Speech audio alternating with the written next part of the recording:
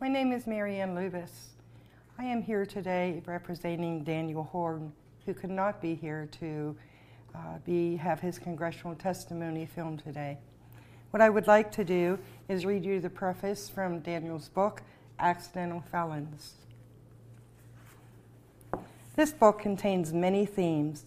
It contains the joy of a newborn child, the heartbreak of a lost career, medical mysteries, death, and stories of survival. But the overriding theme throughout this book is the abuse of political power by elected officials.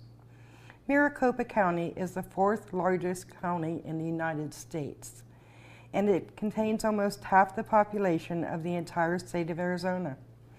In 2007, the happenings in Maricopa County moved Arizona from the 9th most dangerous place to live in America to number 3. True to its reputation, Maricopa County is a risky place to visit and a dangerous place to live. I know because I live there. However, the danger isn't what you might expect. The most dangerous people in Maricopa County are not the residents, they are the politicians. Some residents characterize both the county attorney and the sheriff as heroes. Others say that they are violent felons who remain free from prosecution because they are above the law in this western state. The sheriff, Joe Arpaio, has been elected to 5 continuous terms since 1992. His hard-hearted approach to crime appeals to voters. Sheriff Joe, as he likes to be called, certainly lives up to his reputation and relishes the popularity of his personal mission in law enforcement. Sheriff Joe's recipe for treatment of prisoners and enforcing the law is so opposed by every professional law enforcement agency in the Phoenix metro area. While I think it's true that no one likes Sheriff Joe more than Sheriff Joe, I discovered that all the attention to his tough lawman mantra hides a deep secret. A serious problem lies beneath his persona, one he didn't create and that doesn't have the skills to fix. That problem is the dangerous third world conditions in the county jails. Maricopa County Jail was under budget and overflowing with human beings before Joe Arpaio became sheriff. A lack of money, dangerous living conditions, and a growing mass of human flesh are all problems which Sheriff Joe inherited when he began his career in politics. Joe Arpaio attempted to solve this desperate ratio of little money for too many people by erecting Korean War-era surplus army tents to house 2,000 of the jail's 10,000 prisoners. It is commonly referred to as Tent City. It saved the county millions of dollars by housing jailed residents in low-security outdoor compounds of existing county land. This avoids the need for more bonds to build jails. Bonds, you see, increase the county's debt and risk disfavor for the public at voting booths. The sheriff manages a massive flow of unsentenced prisoners moving to courts and onto Arizona's overcrowded prisons. County residents who are sentenced to Tent City's harsh living conditions for years are hidden by the large numbers of those just passing through. Living in the jail's high-risk outdoor environment for 1 to 2 years, subjected to roasting, freezing, and malnutrition kills people, about 20 people every year, and injures countless more. Sheriff Joe, always on message to support his political image, says simply, "People die in jail, big deal."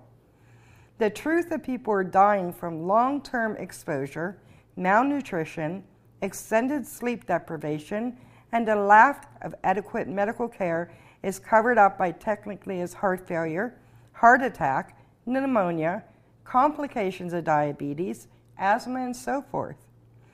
This story documents the conditions of the county's jail system with the detail that only a prisoner can provide. Maricopa County Attorney Andrew Thomas has gone on public record that he wants to fast-track executions. More simply put, Thomas wants to kill people convicted of capital crimes without the delay of due process of law. Of course, Thomas also charged so many county residents with capital crimes that it drained the entire state of defense resources within 2 years of his first term in office. But similar to Arpaio, Thomas' zeal doesn't set well with professional law enforcement, with Arizona judges, or with the Arizona Bar Association. The state Supreme Court and the bar have launched numerous investigations into Thomas' abuse of power, but to date, no charges have been filed. Thomas still roams the county free of oversight, able to secretly hand out his own brand of justice with a zeal for destroying lives that dwarfs Sheriff Joe's long-cultivated reputation as the meanest man in the county. Inexperienced, young, and ruthlessly ambitious, Andrew Thomas may well be the most dangerous person in the state of Arizona.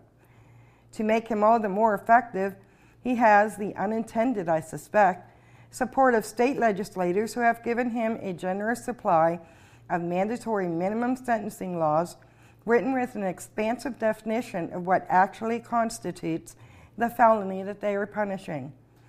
These laws have been morphed to Thomas' purpose and are his primary weapons as he carries out an indiscriminate campaign to destroy lives that is only seen in war.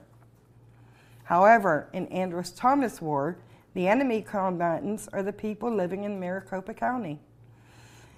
In his first term in office, Thomas was on ABC's 2020 for attempting to put a 15-year-old boy in prison for 90 years for allegedly viewing internet child porn on his home computer.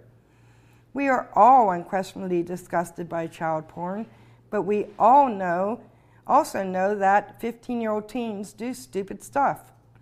After an expensive legal battle that almost forced the boy's parents to sell their home, Thomas reduced the charges from a Class 2 sexual felony, murder is a Class 1 in Arizona, to a Class 6 sexual felony because he lacked any heart. After an expensive legal battle that almost forced the boy's parents to sell their home, Thomas reduced the charges from a Class 2 sexual felony, murder is Class 1 in Arizona, to a Class 6 sexual felony because he lacked any hard evidence to prosecute the child. After being hounded for 2 years, the teenager pled guilty to showing a Playboy magazine to 2 other boys his age at high school, agreed to lifetime probation, and agreed to register as a sex offender. Forced by state law to abide by the prosecutor's plea agreement, the sentencing judge told the defense attorney to appeal his ruling. An appeal overturned the last 2 conditions of the prosecutor's plea agreement, but the boy remains a convicted felon. Now, I am not a child.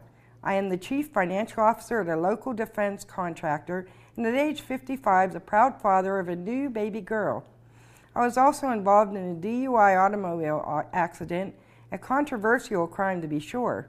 I've written my story at some risk to myself, in part because I was denied a fair trial by all but the most insane definition of the word, and the facts of my case have been secreted.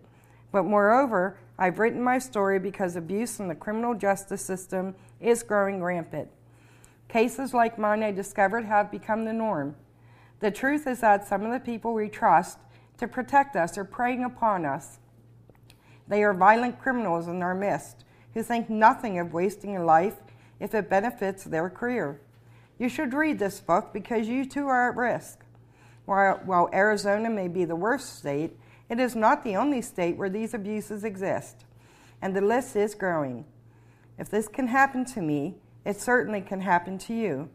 The question is, do you know what? Or do you live in the world as I did, bubble-wrapped in the certainty that nightmares only happen to other people? I would like to note that from the writing of this book, Andrew Thomas is out of office now, but hasn't been replaced by anybody any more competent. He's now been replaced by Thomas Horne. And Joe Arpaio is still serving his fear among the citizens of Arizona. He is still showing his fear in the county jail and still making sure that those that live in the tent cities are malnutritioned, undernourished, and punished. Thank you.